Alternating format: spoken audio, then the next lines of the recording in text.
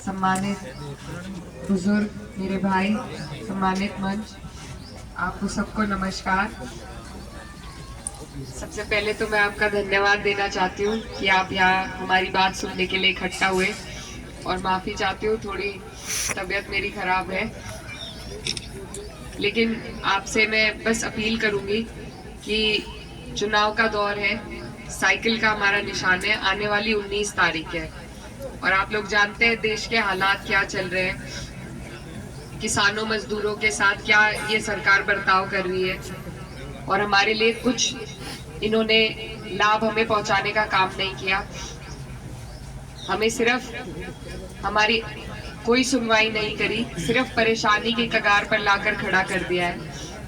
तो ऐसी सरकार जिसका 2 कार्यकाल आप और हम देख चुके हैं, भुगत चुके हैं, वो भी ये धीरे धीरे खत्म करते जा रहे हैं। सारी सरकारी संस्थाएं बेचकर प्राइवेट सेक्टर में दे दी। प्राइवेट सेक्टर चाहे कितनी भी आपसे अब पैसे मांग ले किसी भी सर्विस के, सरकारी संस्थाओं में कम खर्चे में काम हो जाता था।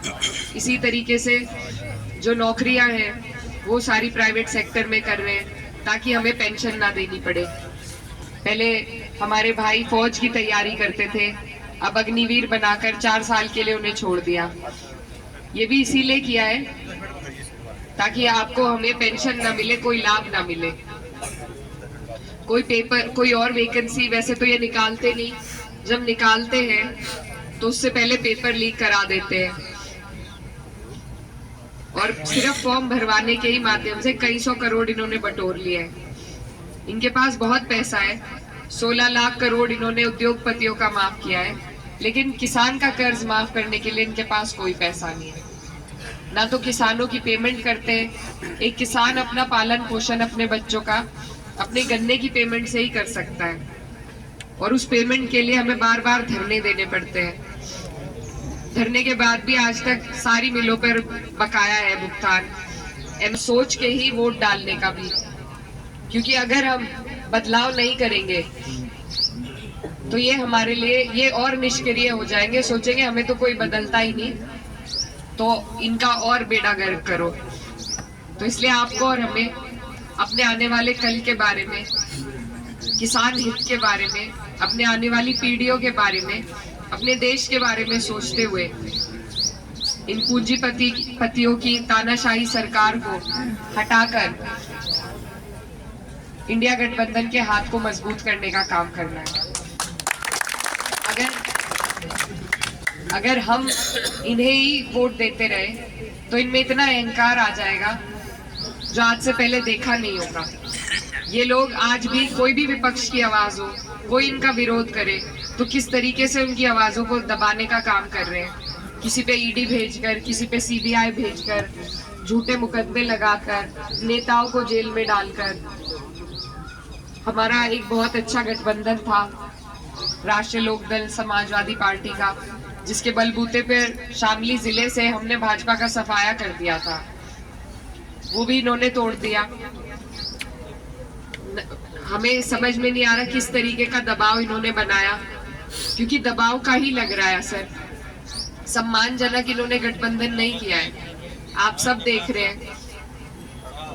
इतने बड़े पश्चिम की बुलंद आवाज हमारे चौधरी साहब, जिनके ऊपर इतनी बड़ी विरासत को आगे ले जाने की जिम्मेदारी है, उन्हें सिर्फ 2 सीटें दी। मेरठ की रैली में आपने देखा मंच पर उनके साथ किस तरीके से व्यवहार किया, तो ये सम्मानजनक व्यवहार नहीं है।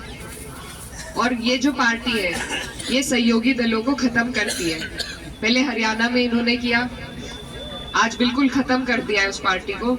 अब ये यही चाहते हैं यहाँ पर भी हमारे साथ करना, लेकिन आज भी हमारे परिवार के पुराने संबंध रहे हैं चौधरी साहब के परिवार से। मेरे पिताजी की राजनीति उनके जरिए शुरू हुई थी, मेरा नाम भी खुद चौधरी साहब ने आगे करा था, तो हमारे मन में जो सम्मान है वो कभी खत्म नहीं होगा। और हमारी जो विचारधाराएं है वो भी एक ही है, और किसान हित की विचारधारा के जितने भी लोग यहाँ पर बैठे हैं, आपको और हमें इनके मंसूबों को सफल नहीं होने देना है। इन्हें अगर दोबारा अपने ऊपर बैठा लिया, फिर हम चाहे कितने ही धरने दें, कोई सुनवाई नहीं होगी। 1 साल धरना दिया था, जितने वादे करके इन्होंने धरना उठाया था, कोई वादा इन्होंने पूरा नहीं किया। 700 हमारे किसान शहीद हुए थे, उनके परिवार का कोई पता नहीं लिया। तो ये ना पहले हमारे बारे में सोचती थी, ना आगे सोचेंगे। तो आप सबसे मेरी गुजारिश है, निवेदन है कि आप लोग इन्हें 2 मौके सरकार को दे दिए, 1 मौका हमारे माननीय सांसद जी को दे दिया। मैं आपकी बेटी हूँ, इस क्षेत्र की भांजी हूँ, मैं भी आपसे 1 मौके की गुहार लगाने आई हूँ कि आप मुझे अपना आशीर्वाद दें। और मैं आपसे वादा करती हूँ कि आपकी हर लड़ाई को, चाहे सड़क पे हो, चाहे संसद में हो, मैं मजबूती से लड़ने का काम करूंगी और आपके विश्वास को कभी टूटने नहीं दूंगी।